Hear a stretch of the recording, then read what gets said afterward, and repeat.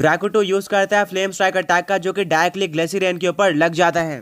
पर ग्लेसिरेन ने avalanche clock attack का यूज करके अपने ऊपर एक आइस की लेयर बना ली थी, जिससे उसको ज्यादा डैमेज नहीं पड़ता, बट फिर भी वो थोड़ा सा पीछे खिसक जाता है, जिससे पता चलता है कि ऐश के ड्रैको इस फाइट को डोमिनेट कर सकते हैं। तभी हेक्टर एक स्माइल देता है, जिससे ग्लेसिरेन यूज करता है फ्रोजन डोमिन अटैक का, जिससे आसमान से काफी सारे बर्फ के टुकड़े गिरना स्टार्ट हो जाते हैं। ऐश कहता है ड्रैको इन सारे टुकड़ों को डॉज करो और कोई भी टुकड़ा अपने ऊपर लगने मत देना। ड्रैको टेलीकाइनेसिस का यूज करते हैं और हर एक टुकड़े को डॉज करते जाते हैं। ओल्ड मैन कहते हैं कि मैंने किसी भी पोकेमॉन को इतने अच्छी तरीके से किसी अटैक को डॉज करते हुए नहीं देखा है, ये तो सच में अमेजिंग है। ब्रॉक कहता है कि वेल ऐश ने बैटल से पहले अपने पोकेमॉन्स को अटैक डॉज करने की ट्रेनिंग दी थी, प्लस ऐश का ड्रैकोनोस टेलीकाइनेसिस का यूज कर सकता है। ये मूव अटैक को डॉज करने के लिए ही बना है।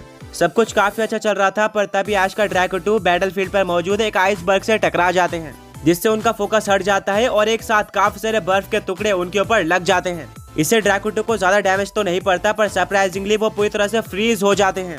अब वो बिल्कुल भी मूव नहीं कर पा रहे थे। ऐश कहता है ड्रैको क्या तुम ठीक हो, बर्फ से बाहर आ जाओ, पर ड्रैको ऐश की बात नहीं सुनता। अनाउंसर कहता है कि फ्रोजन डोमिन अटैक उतना स्ट्रॉन्ग नहीं है, पर जब इस अटैक में मौजूद बर्फ के टुकड़े किसी पोकेमॉन के ऊपर लग जाते हैं तो वो मूव नहीं कर पाता है और इसे ग्लेसिरेन को एडवांटेज मिलेगा। ऐश और उसका ड्रैको सब कुछ करके देख लेते हैं, पर वो किसी भी तरीके से बर्फ से बाहर नहीं आ पाते। ये हेक्टर और उसके ग्लेसिरेन के लिए एक गोल्डन चांस था, जो कि वो अच्छी तरीके से जानते थे। हेक्टर अपने एक हाथ को आगे बढ़ाता है, जिससे ग्लेसिरेन यूज करता है अर्थक्वेक अटैक का। पूरी की पूरी बैटलफील्ड हिलना स्टार्ट हो जाती है और ड्रैको को हैवी डैमेज पड़ता है, बट इससे ड्रैको के ऊपर की बर्फ टूट जाती है और वो फ्री हो जाते हैं, यानी कि अब वो फाइट कर सकते थे। ऐश कहता है ड्रैको बहुत बढ़िया, अभी यूज करो आइस पंच अटैक का। ऐश के ड्रैको फुल स्पीड के साथ ग्लेसिरेन की तरफ बढ़ रहे होते हैं और वो जैसे ही ग्लेसिरेन के पास पहुंच जाते हैं, हेक्टर अपने सर को हिलाता है, जिससे ग्लेसिरेन समझ जाता है कि उसको क्या करना है, बट अब काफी लेट हो चुका था। उसके ऊपर आइस पंच लग जाता है, जिससे ग्लेसिरेन को डैमेज पड़ता है, पर तभी ग्लेसिरेन ड्रैको का पैर पकड़ लेता है और यूज करता है ग्राउंड स्लैम अटैक का। ये एक super strong ground type attack था, जिससे ग्लेसिरेन ड्रैको को पकड़कर जमीन पर पटक देता है, जिससे पूरी की पूरी जमीन टूट जाती है और ड्रैको को काफी डैमेज पड़ता है। ऐश कहता है ड्रैको क्या तुम ठीक हो। बिना किसी डाउट के ड्रैको पहले के मुकाबले वीक लग रहा था, बट वो वापस खड़े हो जाता है और वो इस फाइट को कंटिन्यू करना चाहता था। ऐश कहता है ऑलराइट ड्रैको यूज करो साइज स्पाइरल अटैक का। ये कॉम्बिनेशन था म्यूटू के सिग्नेचर अटैक यानी कि साइज स्ट्राइक और ड्रैकोनोस के फ्लेम स्पाइरल का।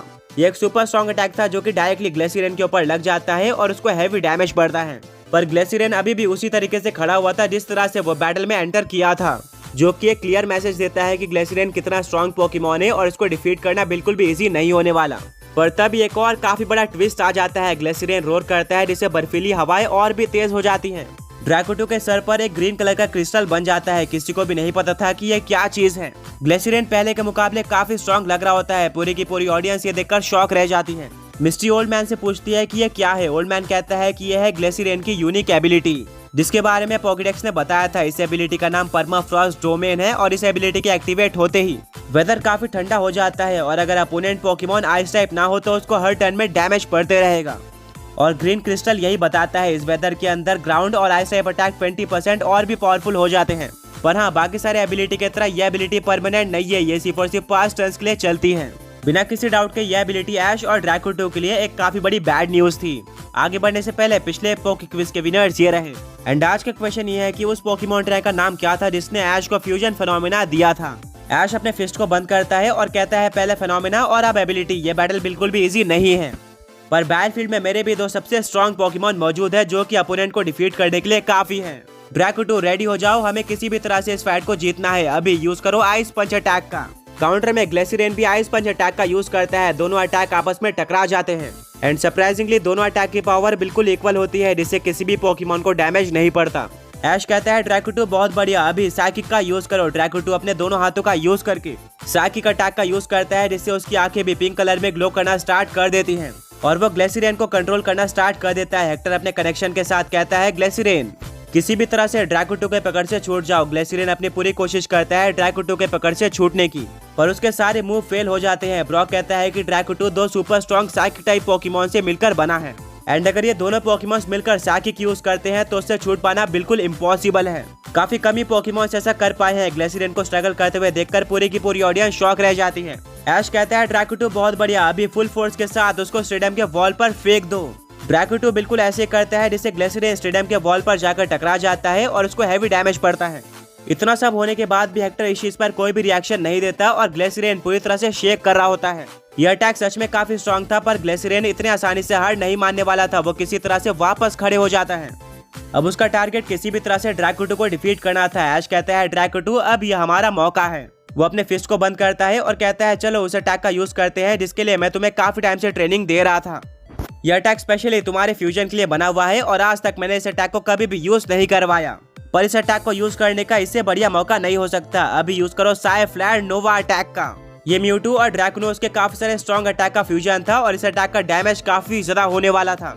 इतना कि ये किसी भी लेजेंडरी पोकेमॉन को सिर्फ और सिर्फ एक हिट में डिफीट कर सकता है। बट इसका एक नेगेटिव पॉइंट भी है, इस अटैक को चार्ज करने में काफी टाइम लगता है और इसी चीज को हेक्टर और उसका ग्लेसिरेन समझ जाते हैं।